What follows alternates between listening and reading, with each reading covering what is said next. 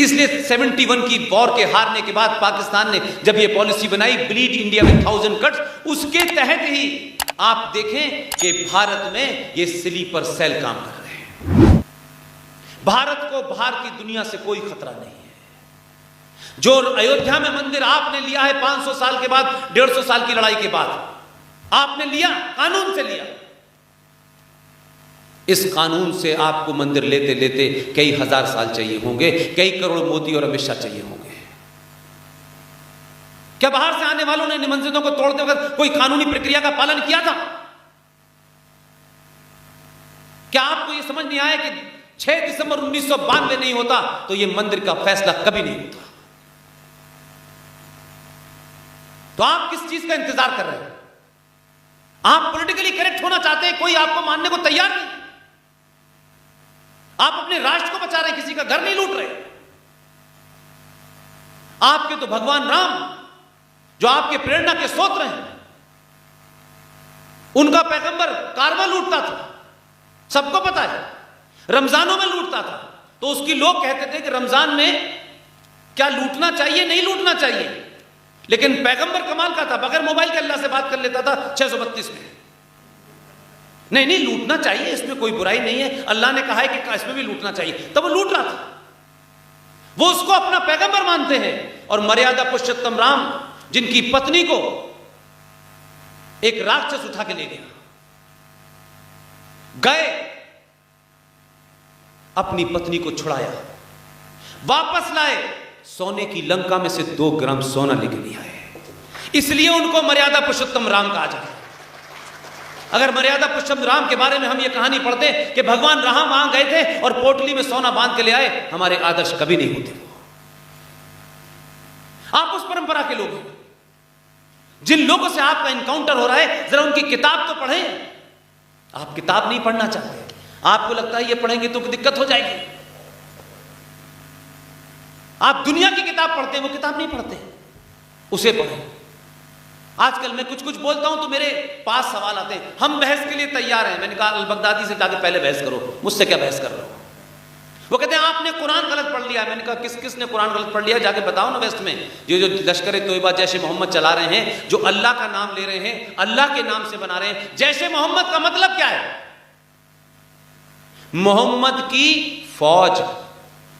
मुसलमान मोहम्मद का नाम लेकर के आतंकवाद कर रहे हैं, तो मुसलमान को कोई प्रॉब्लम नहीं है। जिस मोहम्मद के नाम से दंगा कर देंगे, आग लगा देंगे आप। कोई कार्टून बना देता है, अरे भाई जिसकी तस्वीर ओरिजिनल नहीं है उसका कार्टून कैसे बन सकता है? ओरिजिनल तस्वीर को कोई उसको खराब कर दे तभी आपको बोलेगा जितेंद्र भाई ऐसा तो होगा नहीं। जब आपकी तस्वीर ही नहीं है तो किसी ने क्या बना दिया, आपको क्या प्रॉब्लम?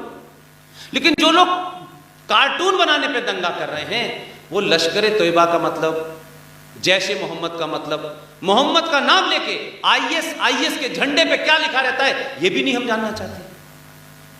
वो जो आते हैं ना आपके पास, छोटे भाई का पजामा, बड़े भाई का कुर्ता पहने, इधर उधर की ला, हाँ ये, उनसे पूछिए कि भाई ये तो बता दो, तुम कहते हो कि कुरान का आतंक से कोई संबंध नहीं है, तो जिस मोहम्मद का कार्टून किसी ने बनाया वो गलत है।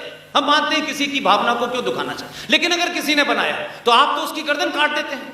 आर तो चार्ली होब्रो ऑफिस में जाते हैं, सबको मार देते हैं। लेकिन आईएस का जो झंडा है उस पे कुरान मजीद का पहला कलमा लिखा हुआ है, ला इलाहा इल्लल्लाह, फिर नीचे लिखा है मोहम्मद रसूल अल्लाह। ये तो कुरान शरीफ का कलमा है। मुसलमान उस झंडे को लेकर के गोली चला रहे हैं कश्मीर में, हर जुमे की नमाज के बाद उसको दिखा रहे हैं। इस पे मुसलमानों को शर्म नहीं आती? उनको गोली नहीं मारते कि तुम हमारे मोहम्मद का नाम बिगाड़ रहे हो? तो कौन ज्यादा गुनहगार है, डेनमार्क वाला या ये मक्कार मुसलमान? इसलिए नहीं बताएंगे सूरह नंबर 9 आयत नंबर 5 में क्या लिखा हुआ है।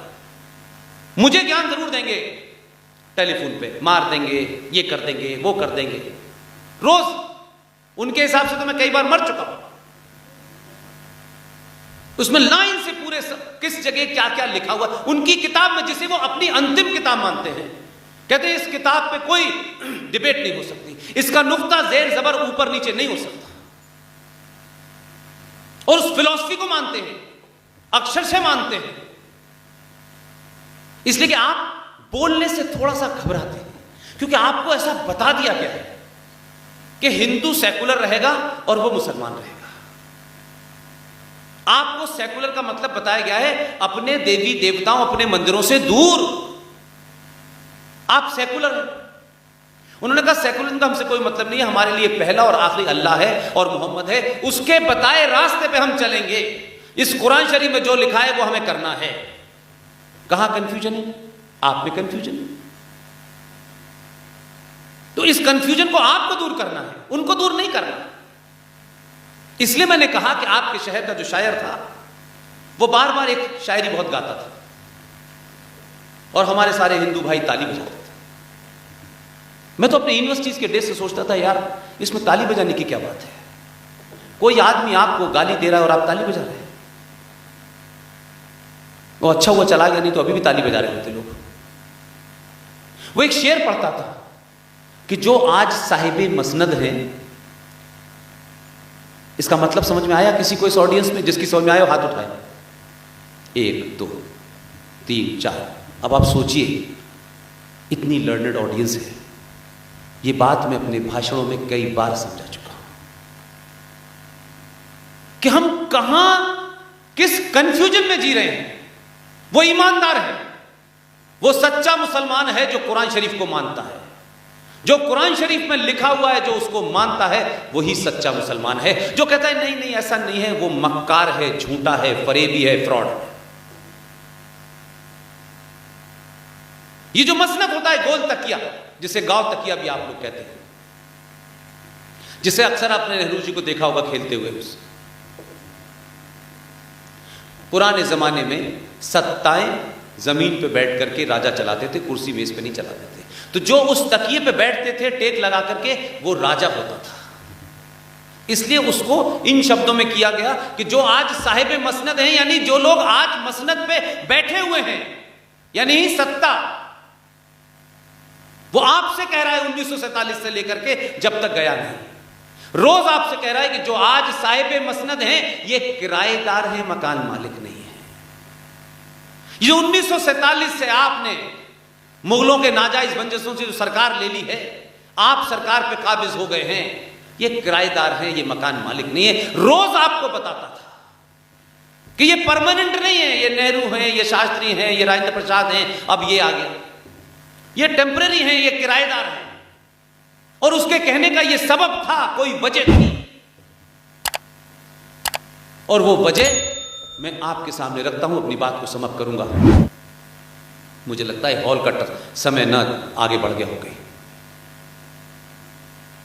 1923 में अंग्रेजों के जमाने होलकर साहब एक कानून बना, Waqf property, and then it was amended in 1956। ना 1923 का पता, ना 56 का पता, समझ में आता है? हम लोगों को भी नहीं पता। फिर आप सोचिए कि 56 से वक्फ प्रॉपर्टी एक्ट,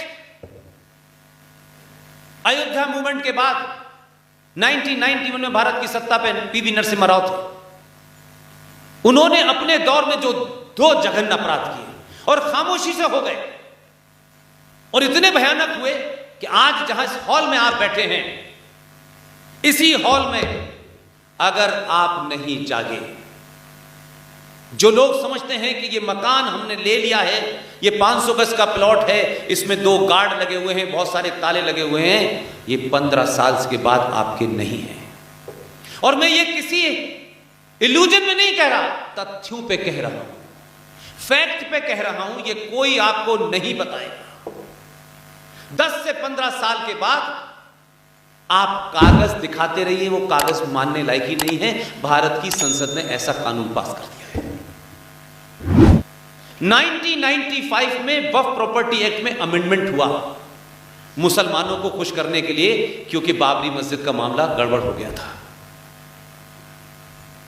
उस दरमियान में 3 ऐसे कानून बने जो इस देश के सनातनी, इस देश की हजारों साल पुरानी संस्कृति को नष्ट करने के लिए है। लेकिन क्योंकि उससे हमारा कोई फर्क, हम तो पेट्रोल के पैसे बढ़ने पे सड़क पे निकलते हैं, प्याज के दाम बढ़ जाने पे देश की सरकार गिराते हैं, हम वो लोग हैं भाई। ये राष्ट्र बचेगा या नहीं बचेगा इसमें इंटरेस्टेड नहीं, हमारा घर चला जाए। हमें तो कल कोई 2 रुपए किलो का चावल दे दे 6 महीने के लिए, हम उसे सरकार दे देंगे यार।